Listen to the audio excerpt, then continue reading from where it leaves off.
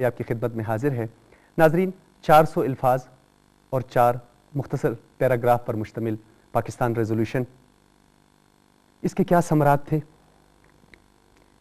کتنی اہمیت اس نے حاصل کی، اور اس کے علاوہ اس میں مسلمانوں کے مذہبی، ثقافتی، معاشی اور معاشرتی مفادات کا ذکر ہے۔ یہ پاکستان ریزولوشن، اس پر کس حد تک امپلیمنٹیشن ہوئی، اس پر ہم نے کس حد تک عمل کیا، پاکستان تب کیا تھا، آج ہم پاکستان کو کہاں دیکھ رہے ہیں، اور پاکستان کا مستقبل کیا ہوگا، اس حوالے سے ہم نے آج اپنے اسٹوڈیو میں 2 مہمانان گرامی جن کا میں آپ سے تعارف کرواتا چلوں گا، ہمارے ساتھ تشریف رکھتے ہیں کلیم اللہ بڑیچ صاحب جو کہ چیئرمین ہیں ہسٹری ڈپارٹمنٹ کے بلوچستان یونیورسٹی، اور ان کے ساتھ تشریف رکھتے ہیں پروفیسر محمد عارف صاحب جن کا تعلق شعبہ انٹرنیشنل ریلیشن سے ہے۔ میں آپ دونوں کا تہہ دل سے مشکور ہوں۔ ناظرین، جیسا کہ پروگرام کی نوعیت اور پروگرام کے آغاز میں نے کہا کہ ہماری آج ڈیبیٹ یا آج ہماری ڈسکشن جو آج ہمارا موضوع رہے گا اور جس پہ ہمارا فوکس رہے گا وہ ہے پاکستان ریزولوشن۔ یہ 4 پیراگراف یہ کیا تھے، اس پر ہم نے کس حد تک عمل کیا اور کس حد تک ہم اس سے مستفید ہوئے، اس حوالے سے میں سب سے پہلے آغاز کروں گا کلیم اللہ بڑیچ صاحب۔ سر آپ یہ بتائیے گا کہ جیسے یہ 4 پیراگراف بہت مختصر پیراگراف تھے لیکن اس نے ایک انقلاب برپا کر دیا، اور اس وقت جب یہ ریزولوشن آئی تو 70 لاکھ سے زائد مسلمانوں نے جو ہے ہجرت کی، انہیں ہجرت کرنی پڑی۔ تو آپ یہ بتائیں کہ آپ کہاں دیکھ رہے ہیں اس ریزولوشن کو، کس حد تک ہم نے اس پہ امپلیمنٹیشن کیا یا اس پہ ہم نے عمل کیا؟ ڈاکٹر صاحب بڑی مہربانی، آج کا جو موضوع ہے اس کی بڑی اہمیت ہے، اس لیے کہ جو قرارداد کی بنیاد پہ پاکستان بنا 1940 کی قرارداد، اور اس میں لاہور میں جو قرارداد قائد اعظم کے صدارت میں جو جلسہ ہوا تھا اس میں پاس ہوا، شیر بنگال نے وہ قرارداد پیش کی، مولوی فضل الحق نے۔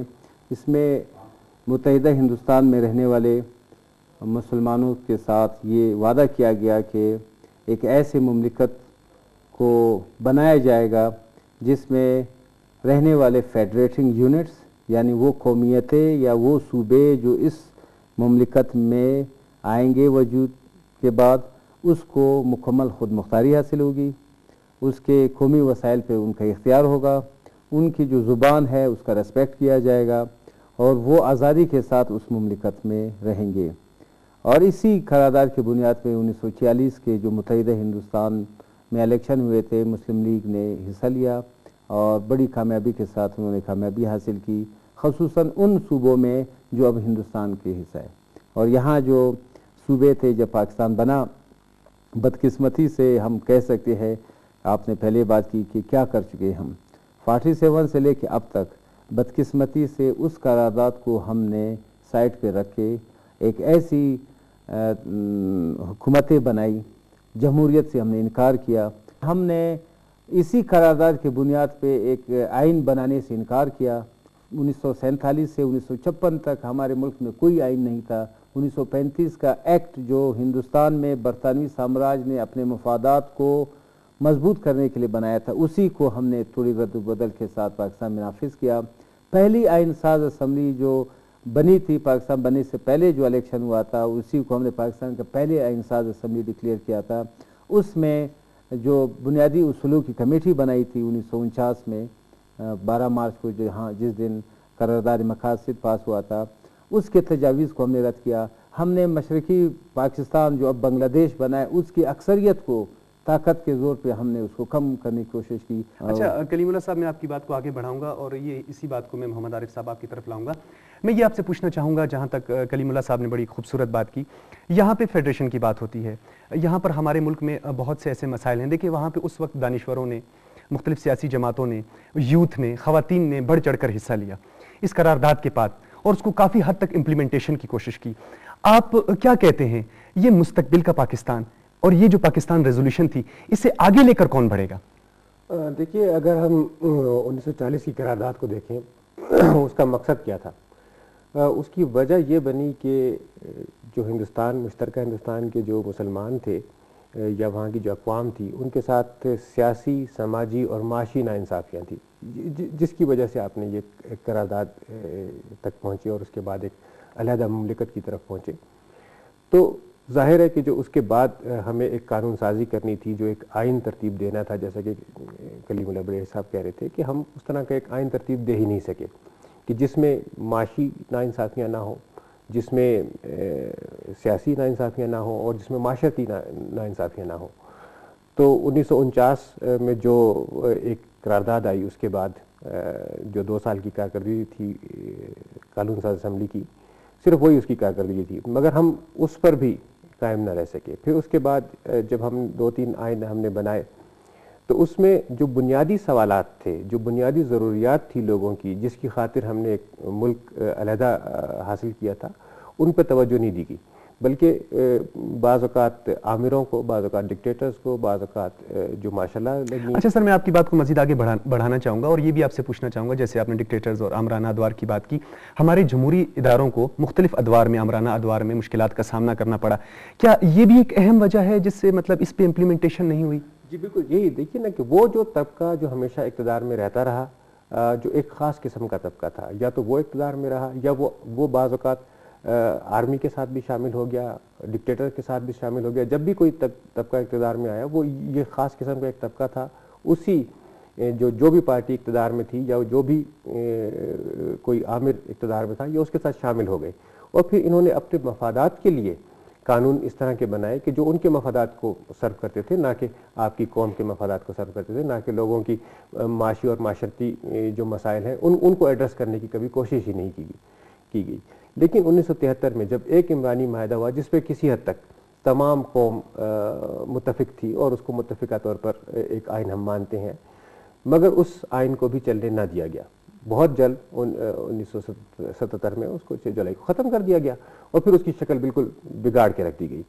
اور پھر وہی جو ایک مفاد پرست ٹولہ تھا اس نے اپنے ضرورت کے مطابق ان قوانین کو اپنے مطابق انہوں نے اس کو موڑ لیا اور پھر وہ اپنے اقتدار کو طول دیتے گئے, جس کی وجہ سے لوگوں کا جو سیاسی حق تھا اور جو معاشی حق تھا وہ لوگوں کو نہیں پہنچ سکا. دیکھیے دنیا میں جتنے بھی خرابیاں پیدا ہوئی ہیں, یا جس کو ہم کہتے ہیں کہ انقلاب آئے کسی ڈکٹیٹر کے خلاف, کسی بادشاہ کے خلاف, اس کی 2 ہی وجوہات رہی ہیں. چاہے اس کو آپ اسلامی انقلاب کا نام دیں, چاہے آپ اس کو سوشلسٹ انقلاب کا نام دیں, لیکن اس کی بنیادی وجوہات ہمیشہ 2 ہی رہا کرتی ہیں. ایک تو یہ کہ وہ معاشی ناانصافی, دوسرا یہ کہ سیاسی طور پر عدم شمولیت جو ہوتی ہے لوگوں کی. اگر آپ ان کا حصہ نہیں دیں گے سیاست میں اور ان کا حصہ نہیں دیں گے معاشیات کے اندر, تو پھر اس قسم کے ڈکٹیٹر کے خلاف جو ہے وہ ریولوشنز آتے ہیں, انقلابات آتے ہیں. اور یہی صورتحال جو ہے پاکستان کی کہ یہاں پر جو بے چینی پائی جاتی ہے اس کی بنیادی وجہ یہی ہے کہ ہم نے آج تک اپنے لوگوں کے لیے ان کے معاشی اور معاشرتی اور سیاسی جو حقوق ہیں وہ ان تک نہیں پہنچائے. کلیم اللہ صاحب, 1947 سے لے کر اب تک جیسا کہ ہم یہ بھی جانتے ہیں کہ ہمارے پاکستان کی پاپولیشن میں جو میجورٹی ہے وہ یوتھ کی ہے.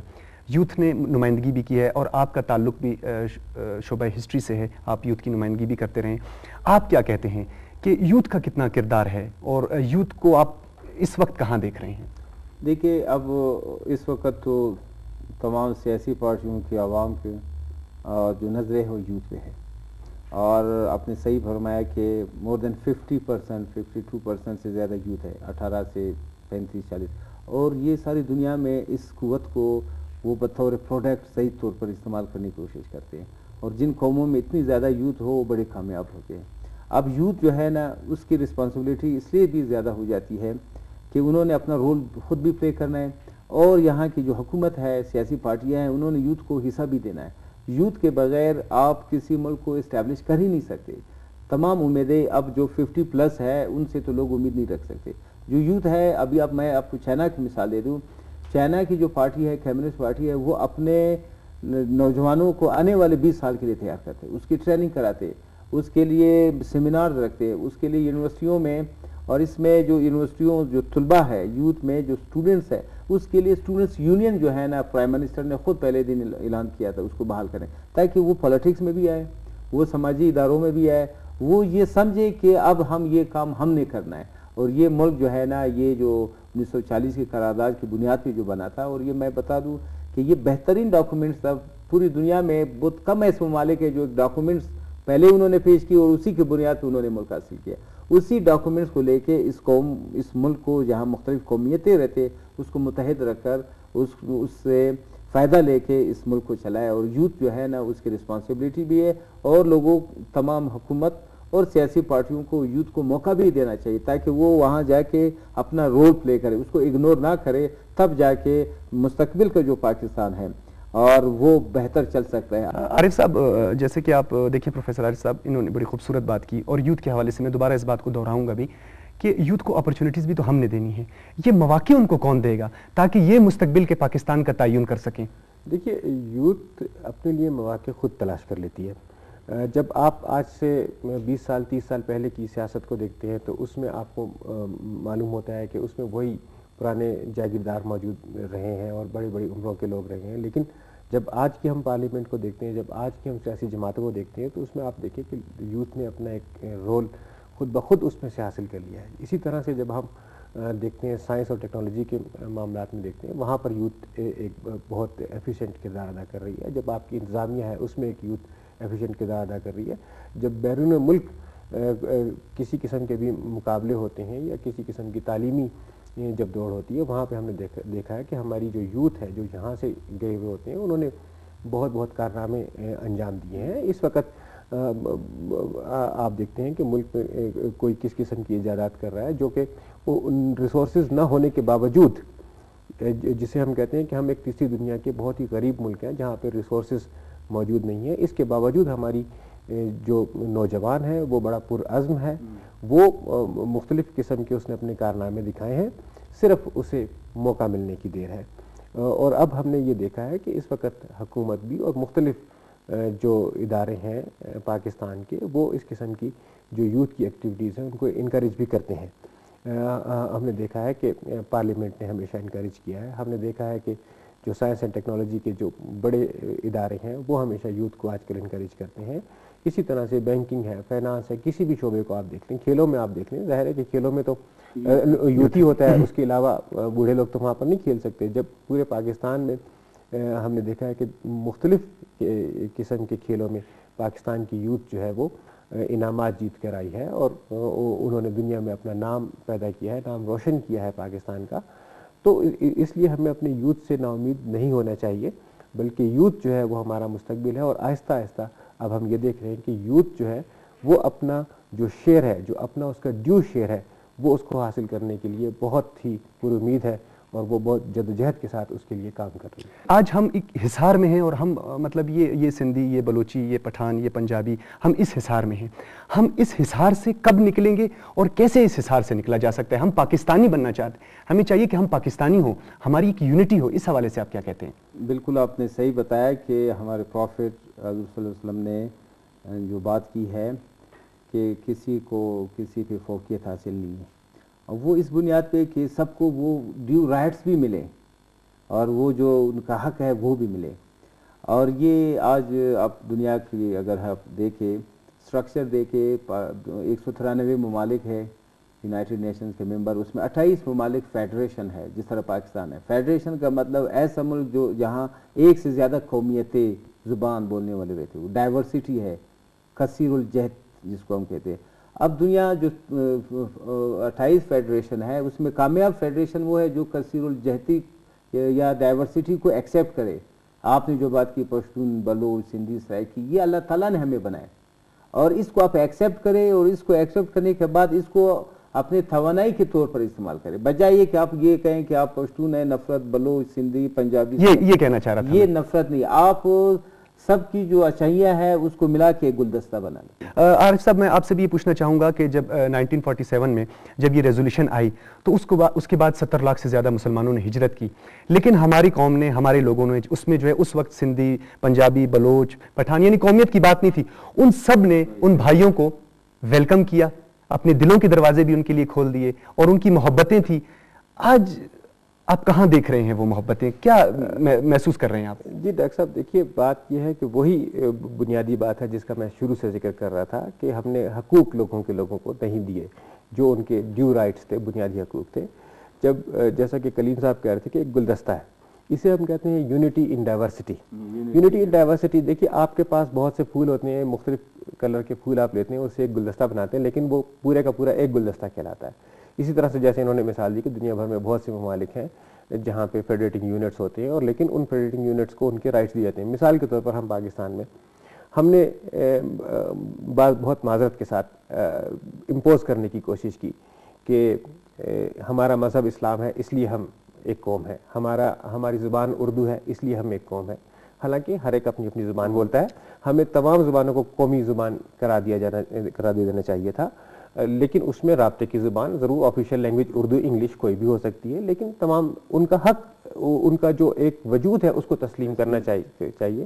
پھر جیسا آپ نے کہا کہ مارشل لا نے آ کے اس کو کیا نقصان پہنچایا، مثال کے طور پر 1 یونٹ بنا دیا گیا، آپ کی حیثیت ہی ختم کر دی گئی. جو دیکھیے جو فیڈریٹنگ یونٹس ہوتے ہیں وہ مل کے مرکز کو مضبوط کرتے ہیں، پوری دنیا میں ایسا ہی ہوتا ہے. سوئٹزرلینڈ میں چھوٹے چھوٹے کینٹونز ہیں، بہت چھوٹے چھوٹے کینٹونز ہیں، لیکن وہ اپنی اپنی جو کلچر ہے، جو اپنی ثقافت ہے، اپنی زبان ہے، اس کو وہ اپنے پریزرو کرتے ہوئے لیکن اس فیڈریٹنگ یونٹ کے ساتھ مضبوط رہتے ہیں. اسی طرح سے دنیا بھر کے جو بھی ہوتے ہیں وہ اپنے کلچرز کے ساتھ، اپنی لینگویج کے ساتھ، اپنے جو ہسٹری ہے اس کے ساتھ مل کر وہ اس فیڈریٹنگ یونٹ کو مضبوط کرتے ہیں جہاں سے وہ اپنے حقوق حاصل کر رہے ہوتے ہیں. تو ہمیں بنیادی جو ہمارا سوال تھا وہ یہی تھا کہ ہم نے لوگوں کے جو بنیادی حقوق تھے، جو ان سے وعدے کیے گئے تھے، جس بنیاد پر ہم نے اس ملک کو حاصل کیا تھا، بدقسمتی سے اس کی وجوہات کوئی بھی ہو سکتی ہیں.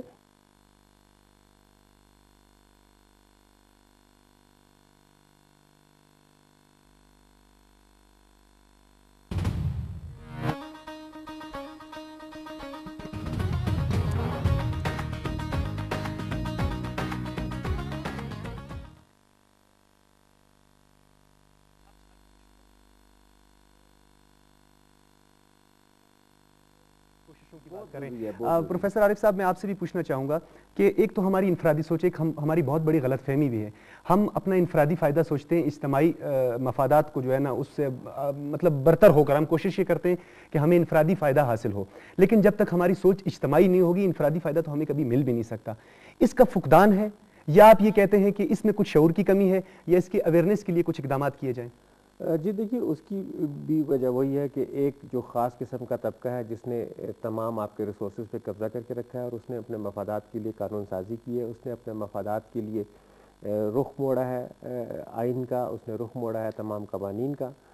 تو لیکن اچھی بات اس میں یہ ہے کہ اب چیزیں جو ہیں وہ رائٹ ڈائریکشن کی طرف جانا شروع ہوئی ہیں. مثال کے طور پر جس کا ہم 30-40 سالوں سے رونا روتے تھے کہ جو ایک مشترکہ ایک معاہدہ کیا گیا تھا 1973 کے آئین کا، اس کو توڑ دیا گیا، اس کو ختم کر دیا گیا، لیکن اب وہ رائٹ ڈائریکشن کی طرف جانا شروع ہو گیا. مثال کے طور پر اب 18ویں ترمیم کے ذریعے اس کو اپنی اصل حیت میں، اصل صورتحال میں اس کو واپس بحال کر دیا گیا ہے. اسی طرح سے جب ہم NFC ایوارڈ کو دیکھتے ہیں تو وہ جو آپ کی معاشی جو ناانصافیاں ہیں اس کی طرف ایک بہت اچھا قدم ہے کہ لوگوں کے لیے، یا جو فیڈریٹنگ یونٹس ہیں ان کی ڈیمانڈ کے مطابق ان کو وسائل کا اور ان کے ریسورسز کے حقوق ان کے حوالے کے، خود مختاری ان کے حوالے کر دی گئی ہے. تو اب اس کے بعد کلیم اللہ صاحب والی بات ہے کہ جو جمہوری عمل ہوتا ہے اس کے اندر لوگ خود جو ہے انتقام لے لیتے ہیں اگر کوئی ان کے ساتھ انصاف نہیں کر رہا ہوتا ہے، اور وہ اس کا انتقام الیکشن کے ذریعے ہوتا ہے. تو جب آپ اس کو موقع دیں گے اس جمہوری نظام کو چلنے کے لیے، اور اب میں سمجھتا ہوں کہ حالات اس قسم کے ہوتے جا رہے ہیں کہ اب اس قسم کی مداخلت ہوتی رہی ہیں ماضی میں، یا جمہوریت کو چلنے نہیں دیا گیا، اب اس قسم کے امکانات نظر نہیں آ رہے ہیں کہ اب اس طرح کی مداخلت ہوگی، کیونکہ لوگوں میں شعور آ چکا ہے. ہم نے دیکھا ہے کہ ادارے مضبوط ہوتے چلے جا رہے ہیں، عدلیہ بہت مضبوط ہو گئی ہے مثال کے طور پر. اسی طرح سے آپ کی پارلیمنٹ، آپ کے سیاسی ادارے جو ہیں وہ مضبوط ہونا شروع ہو گئے ہیں. تو جب ہم اسے موقع دیں گے، اور اب تک تو ایسا ہی لگ رہا ہے کہ دیکھیے اب مدتیں پوری ہو رہی ہیں حکومتوں کی، تو جب اس قسم کا موقع فراہم کیا جائے گا لوگوں کو، تو وہ اپنے حقیقی نمائندے جو ہیں وہ پارلیمنٹ تک لے کر آئیں گے، اور وہ صحیح جو جمہوری طریقہ ہے جس کے ذریعے وہ انتخاب کرتے ہیں لوگوں کا، تو وہ 1 یا 2 یا 3 الیکشن کے اندر، جہاں پہ بار بار الیکشن ہوتے رہتے ہیں، تو وہاں پہ وہ چیزیں پھر اپنے لیے لوگ جو ہیں نہ صرف یہ کہ اپنے لیے ایک تعین کرتے ہیں ایک راستے کا، بلکہ وہ اپنے لیڈران، اپنی جو پولیٹیکل پارٹیز ہیں ان کو بھی چن لیتے ہیں کہ کس پارٹی کو حق ہے کہ وہ ان کے لیے بہتر طریقے سے اس ملک کو چلا سکتا ہے، یا وہ ان کے لیے بہتر. بہت شکریہ محمد عارف صاحب. میں آپ دونوں مہمانان گرامی کا تہہ دل سے مشکور ہوں کہ آپ نے ہمیں اپنے قیمتی وقت سے نوازا. کلیم اللہ بڑیچ صاحب، چیئرمین ہسٹری ڈپارٹمنٹ، اور ان کے ساتھ پروفیسر محمد عارف صاحب شعبہ انٹرنیشنل ریلیشن سے، ڈاکٹر سجاد بخاری آپ سے اجازت چاہتا ہے. اللہ حافظ.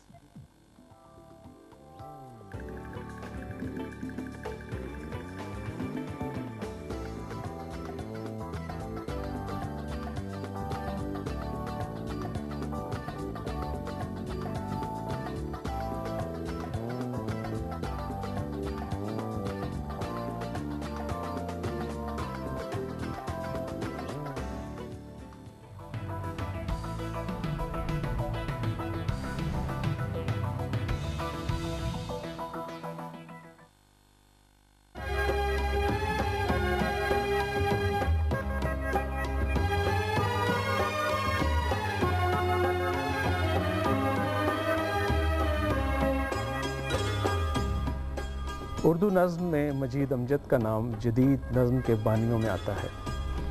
ان کی شاعری میں لٹریچر کا گہرا مطالعہ بھی دکھائی دیتا ہے اور زندگی کے گہرے موضوعات بھی دکھائی دیتے ہیں. جہاں اتنے گہرے موضوعات پر انہوں نے شاعری کی، وہاں جد و جہد آزادی کے حوالے سے مجید امجد نے بہت خوبصورت اشعار کہے. وہ شاعر جو ایک نئے دور کی بشارت ہے، تیرے لہو کی تڑپتی ہوئی حرارت ہے. نظام کہنا کے سائے میں عافیت سے نہ بیٹھ، نظام کہنا تو گرتی ہوئی عمارت ہے. وطن چمکتے ہوئے کنکروں کا نام نہیں، یہ تیرے جسم تیری روح سے عبارت ہے. دلوں کی جھونپڑیوں میں بھی روشنی اترے، جو یوں نہیں تو یہ سب سیل نور اکارت ہے. یہ کہہ رہی یہ صدا ٹوٹتے سلاسل کی کہ زندگی تو فقط ایک حسین جسارت ہے. چمن میں اہل چمن کے یہ طور ارے توبہ، کلی کلی کی ہنسی خندہ حقارت ہے.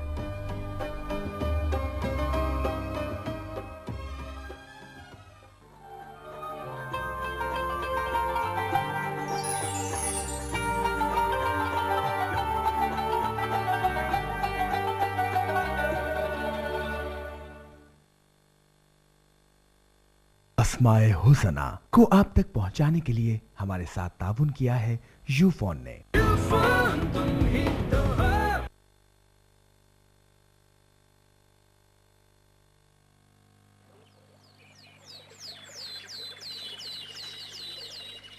اعوذ باللہ من الشیطان الرجیم، بسم اللہ الرحمن الرحیم. وَلِلَّهِ الْأَسْمَاءُ الْحُسْنَى فَادْعُوهُ بِهَا. اور اللہ ہی کے لیے اچھے اچھے نام ہیں، سو ان ناموں سے اس کو پکارا کرو. اللہ جل جلالہ رب العباد المنفرد اثره لوجوده لكل شيء تشهد. اللہ جل جلالہ رب العباد المنفرد اثره لوجوده لكل شيء تشهد. قال رسول الله صلى الله عليه وسلم: إن لله 99 اسما من أحصاها دخل الجنة. رسول اللہ صلی اللہ علیہ وآلہ وسلم نے ارشاد فرمایا، اللہ کے 99 نام ہیں، جو شخص ان کو یاد رکھے گا وہ جنت میں داخل ہوگا. نسألك يا من هو الله الذي لا إله إلا هو الرحمن الرحيم الملك القدوس السلام المؤمن المهيمن العزيز الجبار المتكبر الخالق البارئ المصور الغفار القهار الوهاب الرزاق الفتاح العليم القابض الباسط الخافض الرافع المعز المذل السميع البصير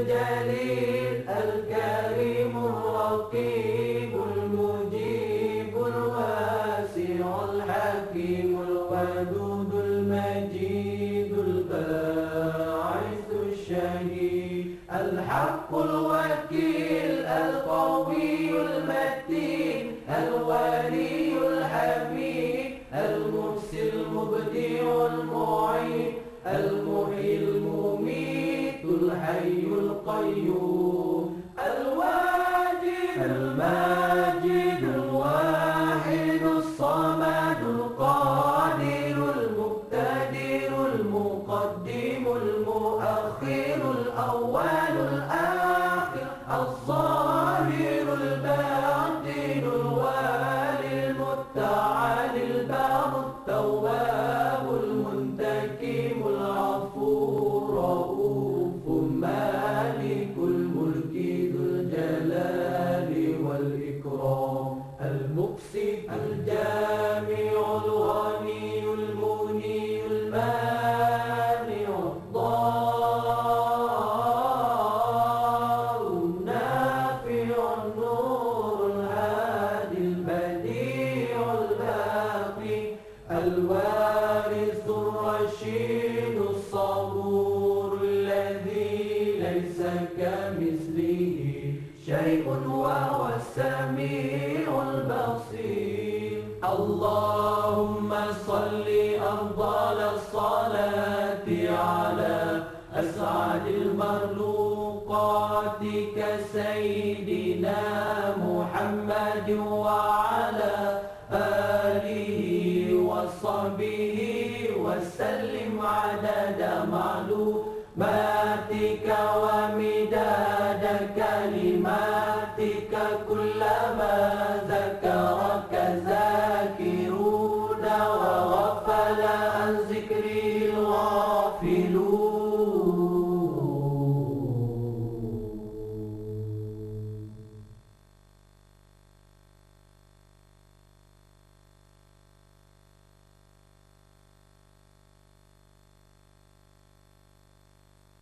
अस्माए हुसना को आप तक पहुंचाने के लिए हमारे साथ ताउन किया था यूफोन ने।